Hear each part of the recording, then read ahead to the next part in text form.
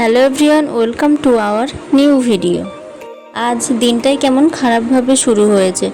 আমার মেয়ের শরীর একদমই ভালো নেই। সকাল থেকেই মনে হচ্ছে জ্বর এসেছে। রাত্রে হালকা কেমন মনে হচ্ছিল, কিন্তু অতটা বোঝা যায়নি। সকাল থেকে বেশ ভালোই বোঝা যাচ্ছে এখন কেমন করে আছে, খুব শরীর খারাপ লাগছে।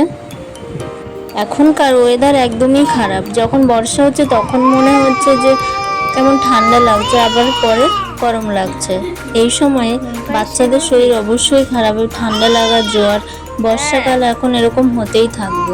এখন আমরা বেরিয়েছি সোনাকে ডক্টরের কাছে নিয়ে যাওয়ার জন্য। আর বাড়িতে আমার জ্বরের ওষুধ ছিল, আমি খাইয়ে দিয়েছি। জ্বর হালকা আছে, তবুও ডক্টরকে দেখিয়ে নেবো তো একবার উচিত, সেজন্য আমি ডক্টরের কাছে নিয়ে এসেছি। আর এখানে সবাই রাস্তায় প্রতিবাদ মিছিল বার করেছে, আমরাও একটু তাই দেখছি।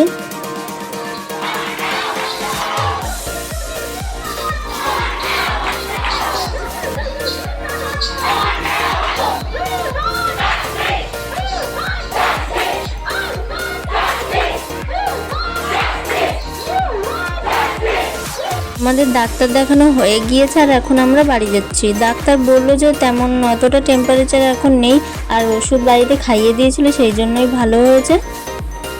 ওষুধ দিয়ে দিচ্ছে, সেগুলো খাওয়ালে অবশ্যই ঠিক হয়ে যাবে, তেমন কোনো অসুবিধা নেই।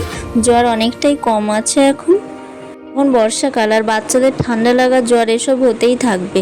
আমি এত সাবধানে রেখেছি, তবুও জ্বর হয়েছে। ভ্যাকসিন দেওয়া হয়েছিল, সেই টাইমে অতটা তেমন জ্বর এসেছিল, কিন্তু সেভাবে ওষুধ দরকার হয়নি। কিন্তু এখন আবার জ্বর হয়েছে।